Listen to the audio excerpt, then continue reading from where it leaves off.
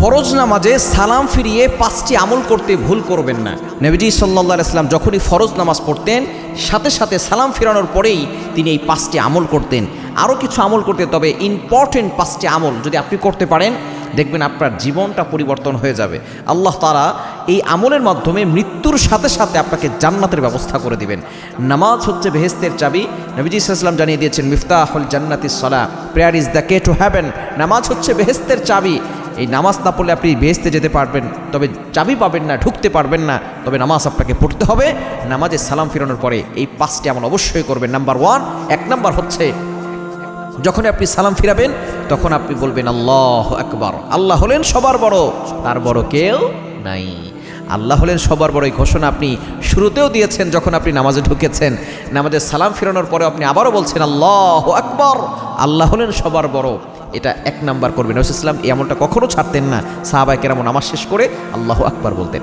এরপরে আপনি 2 নাম্বার আমল করবেন, আস্তাগফিরুল্লাহ 3 বার পড়বেন। আস্তাগফিরুল্লাহ, আস্তাগফিরুল্লাহ, আস্তাগফিরুল্লাহ 3 বার পড়বেন। এখন অনেকে প্রশ্ন করতে পারে, হুজুর আমরা তো নামাজ পড়লাম, ভালো কাজ করলাম, ইবাদত করলাম, তো ইবাদত করার পরে আস্তাগফিরুল্লাহ বলার দরকার কি? আস্তাগফিরুল্লাহ মানে আপনি ক্ষমা চাচ্ছেন, ক্ষমা প্রার্থনা করছেন। এটা তো খারাপ কাজ করার পরে, অন্যায় কাজ, গুনাহের কাজ হয়ে গেলে তখন আস্তাগফিরুল্লাহ বলে। আমরা নামাজে অনেক ভুল ত্রুটি আমাদের হতে পারে, ঠিক কি না?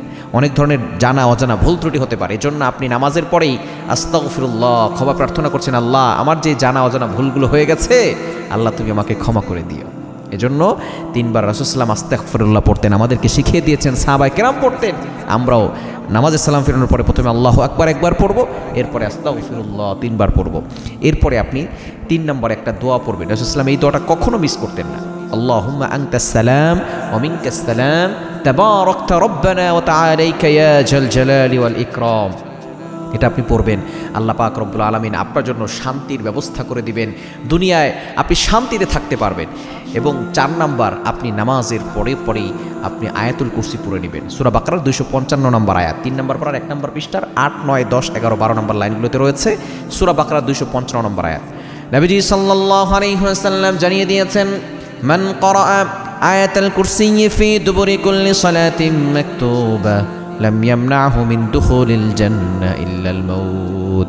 যে ব্যক্তি 5 ওয়াক্ত নামাজের পরে আয়াতুল কুরসি পাঠ করবে, ওই ব্যক্তি মৃত্যুর সাথে সাথে, শুধু মৃত্যুটাই বাকি থাকবে, মৃত্যুর সাথে সাথে আল্লাহ তাআলা তার জান্নাতের ব্যবস্থা করে দিবেন। সুতরাং মৃত্যু হতে দেরি, জান্নাতে যেতে দেরি হবে না।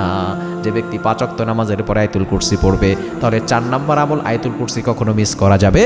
5 নম্বর আমল হচ্ছে আপনি সুবহানাল্লাহ 33 বার, আলহামদুলিল্লাহ 33 বার, আল্লাহু আকবার 34 বার পড়বেন। আর 3 কুল পড়বেন, সূরা ইখলাস, সূরা ফালাক, সূরা নাস 1 বার করে পড়ে ফেলবেন। দেখবেন ইনশাআল্লাহ এই আমলগুলো আপনার রক্ষা কবচ হবে। দুনিয়াতেও আপনাকে ভালো রাখবে, আখিরাতেও আল্লাহ তাআলা নাজাতের ব্যবস্থা করে দিবেন।